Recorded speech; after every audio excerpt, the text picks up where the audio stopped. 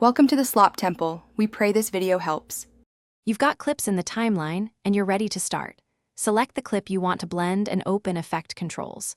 Once selected, scroll to Opacity. This is where blending modes live and why this step matters.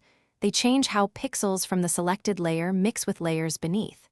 Make sure you're working on the clip, not the track, if you need per-clip control. From here, you'll pick a mode and preview how it interacts, which is faster than guessing in the program monitor.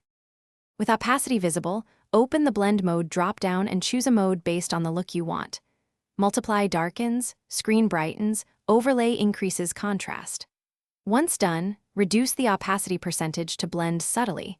Make small adjustments and watch in context.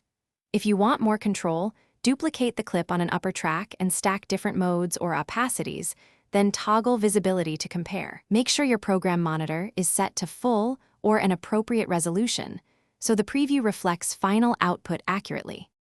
Finish by rendering the section to ensure playback is smooth, then export a short test to confirm color and blend fidelity. If you need the blend applied to multiple clips, nest them or use an adjustment layer above the stack and apply the blend there. Nesting preserves original clips. If something's wrong, make sure you actually selected the clip. Blend mode is clip-based in Effect Controls. Check that you're not using a track matte unintentionally, clear media cache, and confirm GPU acceleration settings. Those often fix invisible or inconsistent blending behavior. Thanks for watching. Consider subscribing if we helped you.